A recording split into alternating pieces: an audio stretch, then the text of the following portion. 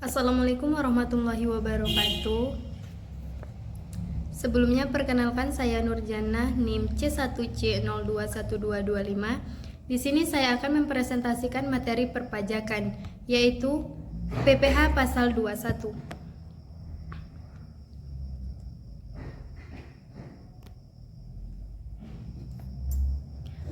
Yang pertama, definisi dari PPh pasal 21. PPh pasal 21 Undang-Undang Nomor 36 Tahun 2008 adalah pemotongan pajak dalam tahun berjalan yang dikenakan terhadap penghasilan yang sehubungan dengan pekerjaan, jasa, ataupun kegiatan atas nama dan dalam bentuk apapun yang diperbolehkan oleh wajib pajak orang pribadi dalam negeri. Penghasilan tersebut dapat berupa gaji, upah, honorarium, tunjangan, dan pembayaran lain. PPh pasal 21 tersebut nantinya akan dipotong, disetor, dan dilaporkan oleh pemotong pajak wajib pajak orang pribadi, badan ataupun BUT.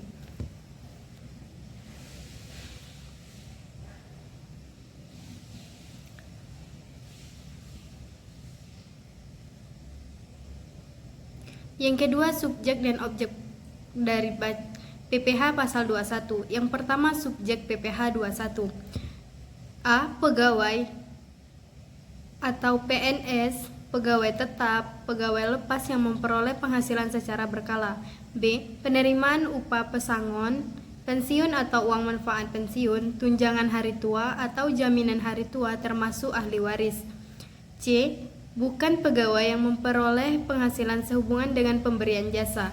D. Anggota Dewan Komisaris atau Dewan Pengawas yang tidak merangkap sebagai pegawai tetap pada perusahaan yang sama. E. Mantan pegawai.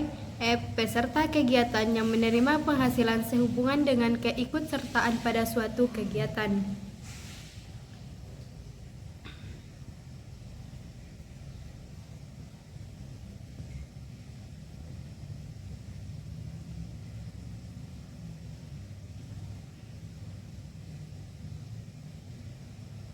Yang kedua, objek PPh 21. Berikut ini adalah objek-objek yang dikenakan PPh 21 antara lain A.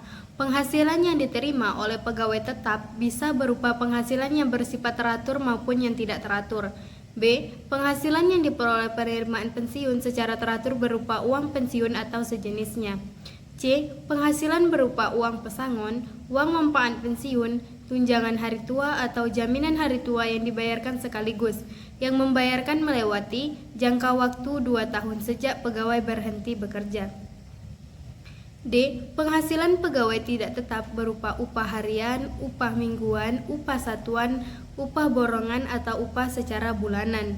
E. Imbalan kepada bukan pegawai seperti honorarium, komisi, fee, dan sejenisnya dengan nama dan bentuk apapun sehubungan dengan jasa yang dilakukan. F. Imbalan kepada peserta kegiatan berupa uang saku, uang representasi, uang rapat, honorarium, hadiah atau penghargaan dalam bentuk apapun, dan imbalan dengan nama apapun.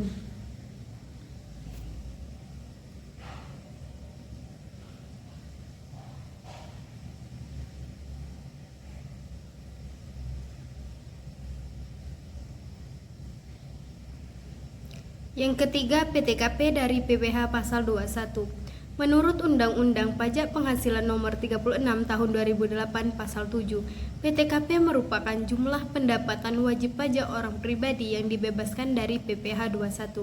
PTKP berfungsi sebagai pengurangan dari penghasilan neto bersih wajib pajak. PTKP digunakan sebagai dasar dalam perhitungan PPh 21. Jika penghasilan wajib pajak tidak melebihi PTKP, maka wajib pajak tidak akan dikenakan PPh 21. Sebaliknya, jika melebihi PTKP, maka hasil dari pengurangan tersebut yang menjadi dasar perhitungan pajak.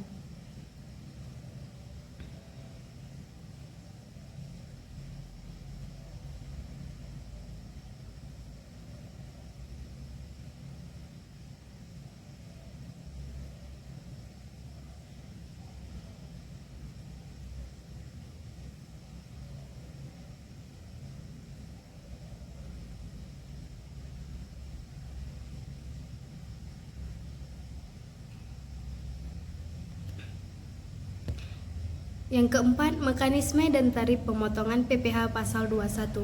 Mekanisme dalam pemotongan PPh 21 setahun adalah dengan cara mengalihkan PKP atau penghasilan kena pajak dengan tarif pajak yang sudah ditetapkan oleh undang-undang. Untuk menghitung PPh dapat menggunakan rumus pajak penghasilan wajib orang pribadi tidak bersifat final sama dengan penghasilan neto dikurang PTKP dikali tarif pajak.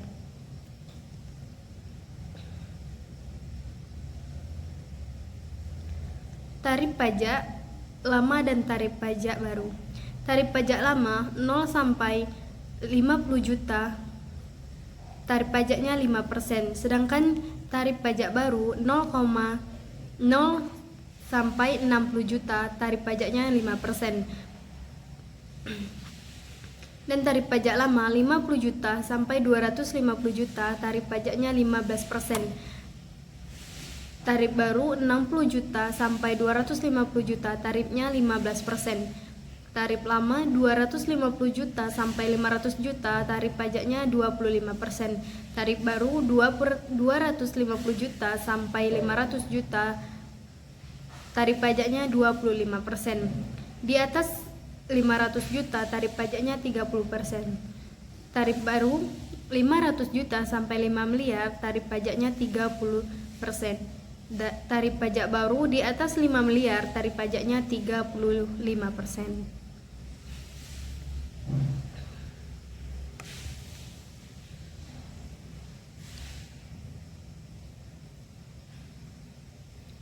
Yang kelima, kewajiban pemotongan PPh pasal 25 yang termasuk ke dalam pemotongan PPh pasal 25 PPh 21 antara lain: 1. Pemberian kerja yang terdiri dari orang pribadi dan badan yang membayar gaji atau upah sebagai imbalan terhadap pekerjaan yang dilakukan pegawai atau bukan pegawai.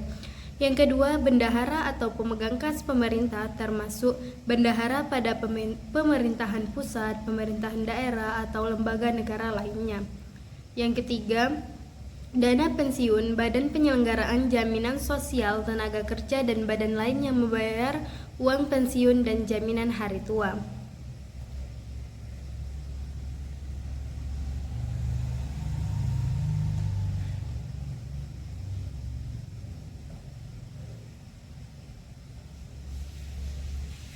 Yang keempat, orang pribadi yang melakukan pekerjaan bebas serta badan yang membayar honorarium pembayaran lain atas jasa yang dilakukan oleh orang pribadi subjek pajak dalam negeri, honorarium atau pembayaran lain atas jasa yang dilakukan orang pribadi subjek pajak luar negeri, dan honorarium imbalan lain kepada peserta pendidikan, pelatihan, dan magang.